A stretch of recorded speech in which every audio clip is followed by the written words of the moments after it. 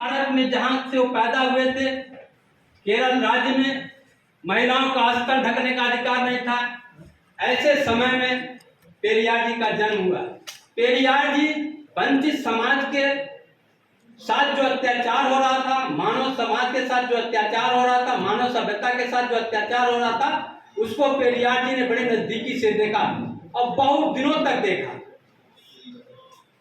1879 में पैदा होने वाला व्यक्ति 1973 में जब उनकी मृत्यु होती है, लगभग 94 साल की उम्र तक इस देश के सामाजिक और राजनीतिक स्थिति को देखा, वैज्ञानिक सोच को देखा, वैज्ञानिक दृष्टिकोण को बढ़ाया और उन्होंने देखा कि इस देश में ब्राह्मणवाद पूरी तरह से हावी है।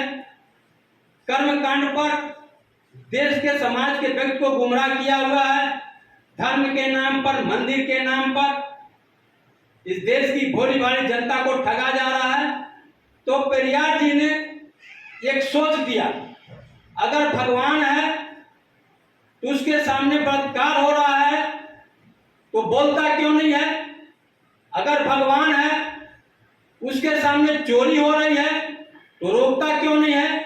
अगर भगवान है उसके सामने किसी को मारा पीटा जा रहा है उसके लिए लड़ता क्यों नहीं है?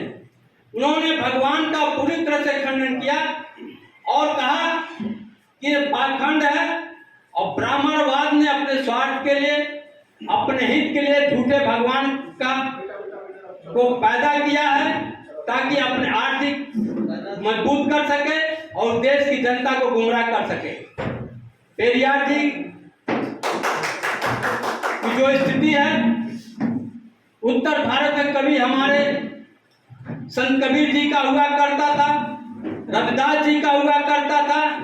आगे चल के उत्तर भारत में बहुत से ऐसे महापुरुष हुए जिन्होंने वैज्ञानिक सोच रखी और वैज्ञानिक दृष्टिकोण के आधार पर ही उन्होंने बताया कि हमको विज्ञान के आधार पर सोचना चाहिए। जिस तरह से भगवान बुद्ध ने कहा था, हमारी बात इसलिए न मानो कि मैं कह रहा हूं, किताबों में लिखा है इसलिए मत मानो, किताबों में लिखा है। तुम देखो, कर की कसौटी पर देखो कि क्या सत्य है क्या गलत है।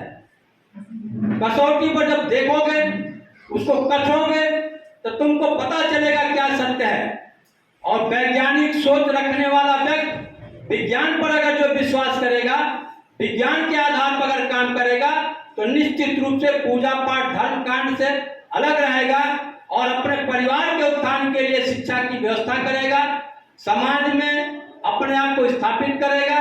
और सबसे बड़ी संस्था तो परिवार होता है, बाल बच्चे होते हैं। मैं समझता हूँ परिवार जी को सच्ची श्रद्धांजलि होगी कि अपने बच्चों को अच्छी सच्ची शिक्षा दें और उनको ब्राह्मणवाद, धर्म से, कर्मकांड से, अंधविश्वास से दूर रखें ताकि वो अपना विकास कर सके, अपने परिवार का विकास सके, अपने समाज में नाम रोशन कर सके, अपना योगदान दे सके इस राष्ट्र के निर्माण में, देश के निर्माण में। यही हमको पेरियार जी के प्रति श्रद्धांजलि की। जय भीम, जय भारत। वाह, बहुत अद्भुत व्याख्यान आपने दिया और निश्चित रूप से यह वैज्ञानिक दृष्टि से ओतप्रोत था। हमारे